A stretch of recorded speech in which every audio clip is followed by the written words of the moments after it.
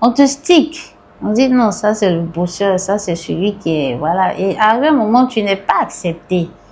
Tu n'es pas accepté parce que c'est des quartiers vraiment très, même pas modestes, hein, vraiment, c'est des quartiers difficiles.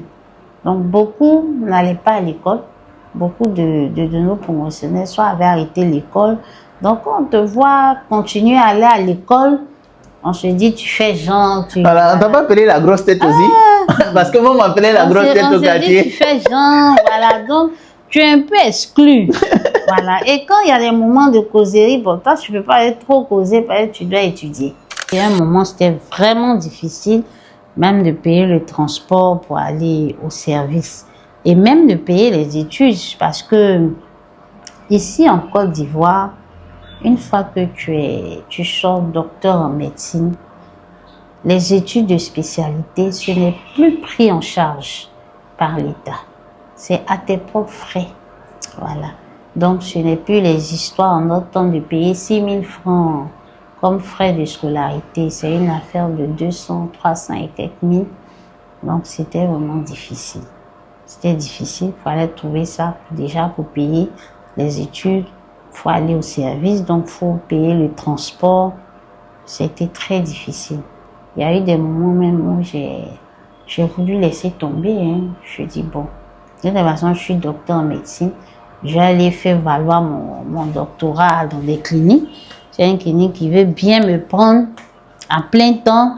Voilà. Mais au fond de moi, je sais pas, mais j'ai pas laissé tomber. J'ai dit non, c'est trop facile. Quand même, je suis une lutteuse. Je viens du collège moderne du Plateau, où j'ai lutté. Ici, là, je peux pas abandonner. Donc, j'ai continué et puis, par la grâce de Dieu, en 2000, je crois que c'est 2010, 2009-2010, il y a une décision de l'État qui abrogeait le concours d'entrée à la fonction publique en tant que médecin. Voilà, donc c'était maintenant sur, comment on dit ça, sur étude de dossier. Donc il fallait juste envoyer les dossiers et puis voilà, soit tu as accepté, soit tu as refusé. Donc j'ai profité de cette aubaine-là, j'ai déposé les dossiers et puis voilà, j'ai été recrutée par la fonction publique. J'ai dit Seigneur merci. Donc la vie commençait à être un peu belle parce que j'avais un salaire, donc je pouvais payer mes études tranquillement quoi. Voilà, et j'ai fini la spécialité. Voilà, et je suis là aujourd'hui. Voilà. Donc, voici un peu les difficultés que j'ai rencontrées.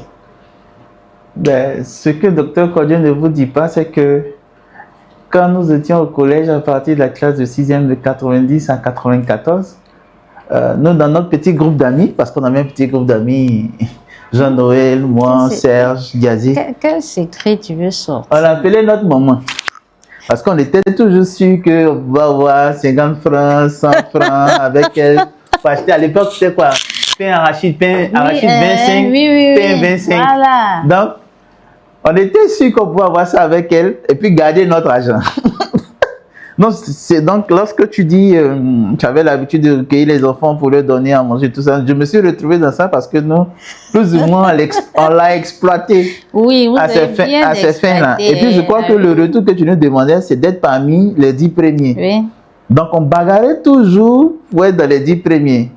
Et ça fait que ça crée une émulation qui a fait qu'aujourd'hui, je ne dis pas que nous sommes arrivés, mais en tout cas, on s'est donné les moyens de ne pas rester à la rue, surtout qu'on venait des quartiers pas vraiment favorisés. Oui, de Koumassi, moi, de Yopougon, dans des conditions pas faciles. Et puis, c'était même pas facile. C'est-à-dire que quand on te stick. On dit non, ça c'est le bosseur, ça c'est celui qui est, voilà. Et à un moment, tu n'es pas accepté. Tu n'es pas accepté parce que c'est des quartiers vraiment très, même pas modestes, hein, vraiment, c'est des quartiers difficiles. Donc, beaucoup n'allaient pas à l'école. Beaucoup de nos promotionnaires soit avaient arrêté l'école. Donc, on te voit continuer à aller à l'école. On se dit, tu fais genre. Voilà, on t'a pas appelé la grosse tête aussi? Parce que moi, on m'appelait la grosse tête au quartier. Tu fais genre, voilà. Donc, tu es un peu exclu.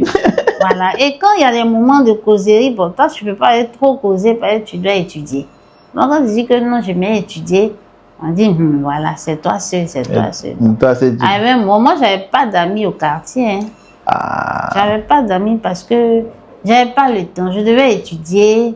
Donc, les autres, elles trouvaient que j'en faisais un peu trop.